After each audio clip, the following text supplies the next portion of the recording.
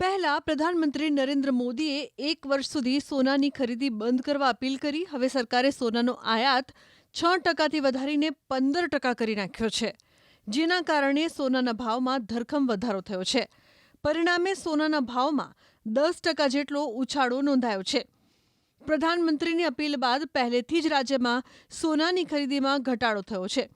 લોકોએ જોરદાર સમર્થન આપતા સોનાની ખરીદી ટાળવાનો નિર્ણય કર્યો હોય એમ સોનાની ખરીદીમાં ઘટાડો થયાનો દાવો છે. એવામાં હવે ભાવ વધતા સોનાની ઘરાકીમાં ધરખમ ઘટાડો થઈ શકે છે.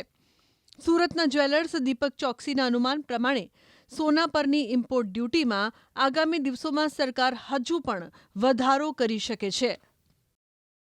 સોના અને ચાંદીના ભાવ આસમાને પહોંચતા જ્વેલર્સનો ધંધો 40% ઓછો થઈ ગયો હતો. તેમાં પણ દેશના વડાપ્રધાને 1 વર્ષ સુધી સોનું નહીં ખરીદવાની અપીલ કરી હતી. ત્યારે હવે આયાત ડ્યુટી જે 6% હતી તેને હવે 15% કરી દેતા આ ઉદ્યોગ પર મોટી અસર જોવા મળશે. આપણી સાથે દીપકભાઈ ચોકસી છે, સીધા વાત કરીએ. દીપકભાઈ, યુદ્ધની સ્થિતિ, સોનાના ભાવ વધી રહ્યા હતા, 40% પહેલેથી જ મંદી હતી, એમાં દેશના વડાપ્રધાનની અપીલ અને હવે ડ્યુટી વધી, કેટલો ફરક? 15% ડ્યુટી લાગવાથી ગ્રાહકીનું પ્રમાણ ઘટશે. આ ઉદ્યોગને થોડું મંદીનું વાતાવરણ પણ લાગશે. કારીગરો પાસે થોડું કામની શક્યતાઓ કેવી રહેશે એ આગળનું ભવિષ્ય જ બતાવશે. કારણ કે અત્યારે જોવા જઈએ તો કારીગર અમે કસ્ટમરને સમજાવવાનો પ્રયત્ન કરીએ છીએ, કારણ કે માનનીય પ્રધાનમંત્રીશ્રીએ ચિંતા વ્યક્ત કરી છે અને અમે લોકો એની સાથે જોડાયેલા છીએ. એટલા માટે અમે લોકો કસ્ટમરને પણ એવો ટ્રેન કરવાનો પ્રયત્ન કરીએ છીએ કે એ લોકો રિસાયકલ કરે સોનાને, પોતાનું સોનું પાછું બનાવે એમાંથી, અને પાછી જ્વેલરીનો જે ટ્રેન્ડ છે આપણી ભારતીય સંસ્કૃતિમાં ખૂબ જ સોનું પહેરાય છે, એ સોનાને પાછું પ્રસંગોપાત પહેરાતું થાય એ માટે અને કારીગરોને કામ મળતું રહે એ માટેના અમે પ્રયત્નો કરી રહેલા છીએ. દેશના અર્થતંત્ર પર આ વખતે ભારત સરકારના ઇમ્પોર્ટના સોનાના આંકડા 100% ઘટેલા હશે. મતલબ આપણે એમ કહી શકાય કે એમાં ઘટાડો આવશે જ, અને માનનીય પ્રધાનમંત્રીશ્રીનું જે વિઝન છે એ લગભગ ફૂલફિલ થતું એવું દેખાઈ રહેલું છે. કારણ કે આ વખતે સોનાની આયાત ઘટશે અને આપણું જે અર્થતંત્ર છે એ જે આપણું જે રિઝર્વ છે એ આ વખતે કદાચ આપણી પાસે વધારે પડ્યું રહેશે એવું લાગી રહેલું છે.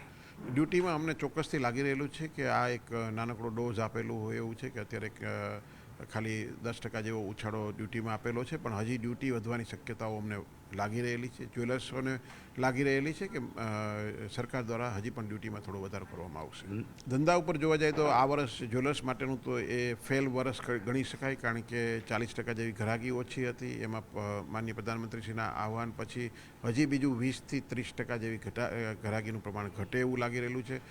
આ ભાવ વધારો થવાથી લોકોના બજેટના હિસાબે લોકો સોનું ઓછું ખરીદશે, એ પાછું 10% જેવું આવશે તો કદાચ કહી શકાય કે ધંધો 20% ઉપર પહોંચી જશે. આ પ્રકારની સિસ્ટમ રહી તો ચોક્કસ સોનાના ભાવ આગામી ભવિષ્યમાં ઓછા બી થઈ શકે અને દેશનું અર્થતંત્ર પણ મજબૂત થાય તેવું હાલ દેખાઈ રહ્યું છે. કેમેરામેન જીગર ગોલ સાથે કીર્તેશ પટેલ, ન્યૂઝ 18 ગુજરાતી, સુરત.